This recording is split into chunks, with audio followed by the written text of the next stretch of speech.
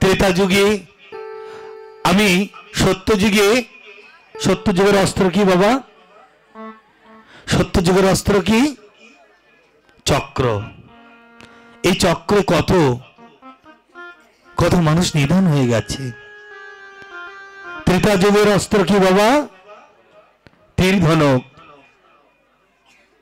আর দাপরে আমি নিজে অস্ত্র ধারণ করিনি কিন্তু আমি অর্জুনকে দিয়ে পঞ্চ পাণ্ডবকে দিয়ে অস্ত্র ধারণ করে শত শত সৈন্যকে নিধন করে দিয়েছি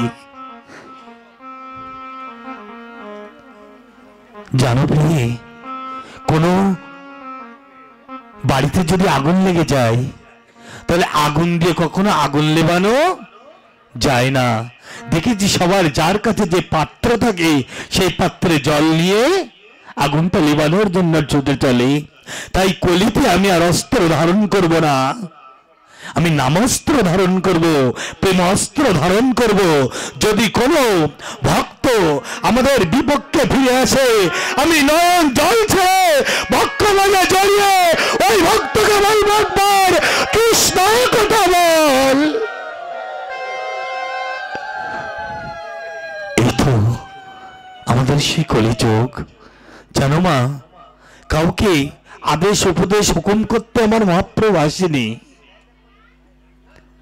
তাই এই কলিযুগে আমাদেরকে আমাদের জীবন ধন্য কেন এই কলিযুগে আমার শ্রী চৈতন্য চারটা ডুগ চারটা ছেলে সত্য বড় ছেলে ত্রেতায় মেজ ছেলে দাপরে সেজ আর কলিতে আমাদের ছোট কেন সত্য যুগে পরিপূর্ণ পূর্ণতা ছিল আর ত্রেতায় তিনের এক অংশ পাপ আর তিন অংশ পূর্ণ আর দাপরে হাফ হাফ আর কলিতে এক অংশ পূর্ণ তিন অংশ পাপ কিন্তু পাপ হলেও আমাদের ভগবান আমাদের জন্য এসেছে কেন জানো মা দেখবে বাড়ির চারটা ছেলে যে ছেলেটির ইনকাম নাই দেখবে পিতামাতা ওই তিন ছেলের কাছ থেকে চুরি করে আঁচলের তলে করে এনে দিলেও ওই যে ছেলেটির ভালো চলে না ওই ছেলেটিকে এনে বলে বাবা এই নে তুই সংসার চালাস ঠিক তেমনি অবস্থা মা আমাদের পিতা মৃত্যু শয্যায় ডাকছে চার ছেলেকে আয় জমি ভাগ করে দিয়েছে বড় ছেলেকে বলছে আমার তো জায়গা 10 বিঘা বাবা তুই 1 বিঘা নে মেজ ছেলেকে ডেকে বলছে তুই 2 বিঘা নে সেজ ছেলেকে বলছে তুই 3 বিঘা নে আর ছোট ছেলেকে বলছে তুই বাদ বাকি সবগুলো নে তিন ছেলে আলোচনা শুরু হয়ে গেছে আমরা একই মায়ের সন্তান একই পিতা আমাদের সাথে আমাদের পিতা এমন ব্যবহার করলো কেন চল তো জিজ্ঞাসা করি বলছে পিতাশ্রী এমন ব্যবহারটি কেন হলো তখন বলছে বড় ছেলেকে বাবা তোকে যে ধন দিয়ে পাঠিয়েছিলাম তুই তো একটি ধনও নষ্ট করিসনি তুই সেই ধনে আরো ধনী হয়েছিস আরো অর্থটা বাড়িয়েছিস তাই তোর চলবে বাবা তুই 1 বিঘা নিয়ে খুশি হ গেল সত্য যুগ আসলো ত্রেতা বাবা তুমি আমার সাথে এমন করলি কেন দেখ তুই সামান্য কিছু হারিয়েছিস তবু 3 অংশ তো তোর আছে তা তুই তো 2 বিঘা নে বাবা এইটা নিয়ে তুই থাকতে পারবি আসলো দাপর যুগ হাফ হাফ আর একটু বেশি দিল দেখ বাবা তোর তো অর্ধেক আছে তুই 3 বিঘা নে আর জানিস ওই যে ছোটটা ওর যা আছে সংসার চালাতে পারে না তাই ওকে একটু বেশি করে দিলাম আমাদের 3 যুগে অনেক পূজা পার্বণ ধ্যান করতে হয়েছে কিন্তু কলিযুগের একটাই কি দিয়েছে? হরের নাম হরের নামৈব কেবলম কলিহ নাস্তব্য নাস্তব্য নাস্তব্য গতির অন্যতা। আমার মহাপ্রভু সাক্ষাৎ এসেছে, কাউকে কোনো হুকুম দিতে আসেনি, নিজেই নেমে এসেছে। আর ভগবান সেজে আসেনি, প্রতিযুগে ভগবান সেজে এসেছে, কিন্তু আর ভগবান সেজে আসেনি। বলেছে আমি আর অস্ত্র ধারণ করব না, আর আমি 3 যুগে দেখেছি আমি ভগবান। আর ভক্ত নিচে পড়ে কাঁদে।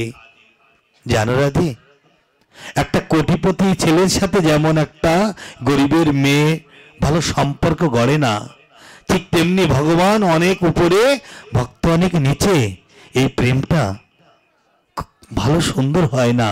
তাই আমি ভক্তের মাঝে এবার ভক্ত সেজে যেতে চাই।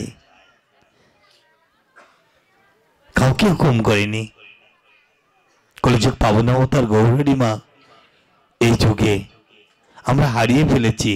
তাই এই যে আসরটা, এখানে ভগবানকে খুঁজতে আসার আসর, এই নামাট্য নামের হাট বসেছে। আমরা তো হারিয়ে গেছি। এখানে কেন এসেছি আমরা?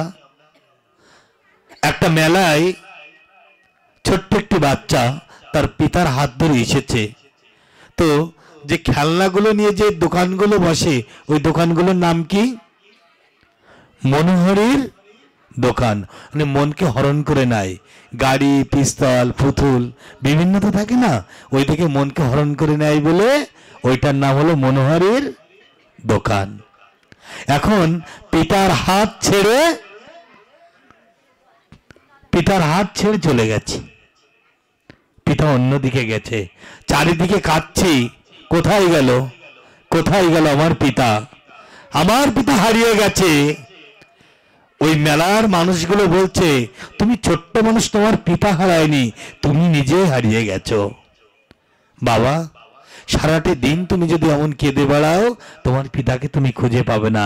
একটা কাজ করো, এই মেলার ভিতরে দেখো একটা স্টেজ আছে, সেখানে অনুষ্ঠান হয়, তুমি ওই স্টেজে যে কাঁদলে ওই কমিটির যারা আছে, কমিটির সদস্যরা মাইকে ডেকে দেবে যে তোমার বাবা কোথায়। ঠিক তেমনি আমরাও হারিয়ে গেছি। তাই এই জায়গার যে কমিটিরা আমাদের দাঁড়ে দাঁড়ে তারা ভিক্ষায় যে বলেছে, আমরা এই মঞ্জিবপুর আমরা 32 প্রহর নামের আয়োজন করেছি, তোমরা একটিবার নাম শ্রবণ করতে এসো। এই কমিটি দাঁড়ে দাঁড়িয়ে গিয়েছে। এই জায়গাতে এসে এক চিত্তে নিষ্কিঞ্চন ভাবে যদি হরি নাম শ্রবণ করা হয়, তাহলে আমার গৌরহরি, আমার নিতাই চাঁদ এখানে নৃত্য করবে, সবাই দেখবে, সেটা সবাই দেখবে। তাই আমি সবার চরণে অনুরোধ করব, বোন সে কথা বলে গেছে, আমি গতকালে বলেছিলাম, আমরা কখনো এখানে এসে বাদাম খাবো না, আমরা পাঁপড় খাবো না, এক চিত্তে নাম শ্রবণ করব। দোকান খুলে দেখো মা, ক্রেতা আসবেই, বিক্রি হবেই, কিছু ধন উপার্জন হবে। এই দোকান বাজারের দোকান নয়, এই দোকান খুলে রাখো, সবকিছু ত্যাগ করে দাও। সর্বধর্ম পরিত্যাজ্য মামেকং শরণং ব্রজ। এখানেই ব্রজ, যেখানে নাম সংকীর্তন, সেই তো নিত্য নবদ্বীপ, সেই তো বৃন্দাবন। সব বলে গেছ, অমৃত কথা। এখন আমি হরিকথায় যেতে গেলে 11:21 বেজে গেছে বাবা। আমি সত্যি আমার হৃদয়টা খুব কাঁদছে, কিন্তু সময় নাই। আবার সবাই বলেছে কালকে জয়শ্রীর কীর্তন শুনতে পারিনি, তা আমি ওকে 10 মিনিট সময় দেব। মা তুমি 10 মিনিট হরিকথা বলবে, বলে আমরা অধিবাস কীর্তনে যাব। আমি অনন্য বাবাকে, আছে এখানে বাবা? আছে এখানে? হ্যাঁ, আমি সকল কমিটিকে বলছি, যদি কমিটির সবাই থাকে বাবা 12টার ভিতরে শেষ করতে হবে। এখন যদি আপনাদের আকাঙ্ক্ষা থাকে 12টার পরেও করব, তা 12টার মানে আমি 12টার পরে, কারণ আজকে ঠাকুর 12টার আগে শয়ন দিতে হয়, কালকে মঙ্গল আরতি সেরে নামে ঢুকে যাবে, আর 32 প্রহর আমার গৌরনীতায় জেগে থাকবে। এই জন্য আমি নিয়মের বাইরে যেতে পারবো না, আমার গুরুর আদেশ নেই। তাই আমি কমিটির কাছেও মাপ চেয়ে নিচ্ছি, 12টার পরে আমি যেতে পারবো না আজকে। বাবা তুমি বলেছিলে অধিবাস করার কথা, তো 12টার ভিতরে তো অধিবাস শেষ করতে হবে বাবা। না কোনো অপরাধ না, একটু দেরির কারণে এরকম হয়েছে। আমি যদি জানতে পারতাম যে দিদি মানে সেও বুঝতে পারেনি, বুঝতে হয়েছে বাসটায় আসছে, মানে তার তো 2 ঘন্টা লাগার কথা, লাগছে 4 ঘন্টা। এখন এই জন্য তাহলে আগে থেকে কীর্তন শুরু করে দিতে হতো বাবা। সেটাই, কিন্তু আমি অপরাধী মনে করেন। আমি না না বাবা, হতেই পারে, এটা সমস্যা নেই বাবা। না বাবা, তো এখন আপনার যেটা করণীয় আপনি সেটা করেন। জয় রাধে। কিন্তু আপনি যদি ওইভাবে তারপরে আপনি মানে 12টাতেই মানে ভাগবত বিশ্রাম দিবেন, ঠাকুর শয়ন দিতে হবে, তারপরে তো কোনো মানে না আজকে আর কিছু করা যাবে না, তা তো অপরাধ হয় বাবা। হ্যাঁ, কারণ কি আমার কথাটা হয়তো কষ্ট হলেও তোমরা একদিন বুঝবে যে বলে কি ছিল মৃত্যুঞ্জয় প্রভু, আসলে তো এটাই সঠিক, তোমাদের গুরু মহারাজের কাছে জেনে দেখবে।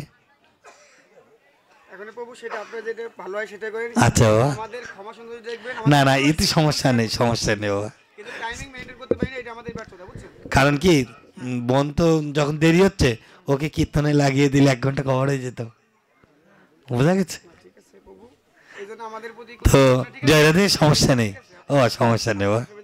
তো আমি সবার চরণ ধরে বলবো নিয়মের বাইরে কোনো কাজ করবেন না, কারণ কি আমার সত্যি খুব পছন্দ হয়েছে এই যে এত সুন্দর আসরটা করেছে, এত সুন্দর।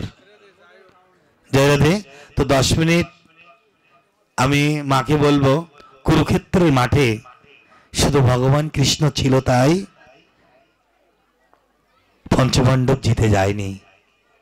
এই জগতে গুরুজনদের আশীর্বাদও লাগে, সে যত বড় শত্রু হোক। পূর্ণঘট করে স্থাপন বলেছে যে ফুলে ফলে ভরা গাছগুলো বৃক্ষগুলো নোংরায় থাকে, তাই সবার কাছ থেকে চরণ দিলেও নিতে হয়। কমিটি বাবাদের এখানে জানি না বাবা সংকল্প হয়েছে আজকে, কালকে যে নামযজ্ঞকে, তো যিনি পৌরোহিত, যার নাম পৌরোহিত, এখানে মেন সাবজেক্ট, পরের হিত কামনা করে যে তার নাম পৌরোহিত, এই গ্রামের নয়। দেখবেন ওই কাগজে লেখা আছে বিশ্বজননীর কল্যাণার্থে মহানামযজ্ঞ। বাবা সংকল্প হয়েছে, কমিটিকে সবাইকে ডেকে সংকল্প হয়েছে, কমিটিকে ডেকে আচার্য যিনি আছেন উনি সংকল্প করেছে। সংকল্পবিহীন কোনো কিছু হয় না বাবা, লিখে রাখো বাবা, কারণ এই কথাগুলো আমি জানি ভাইরাল হবে, কিন্তু লক্ষ লক্ষ মানুষের ভিতরে চিৎকার করে যা বলা যায় আমার গুরুদেব আমাকে তাই শিখিয়ে পাঠিয়েছেন।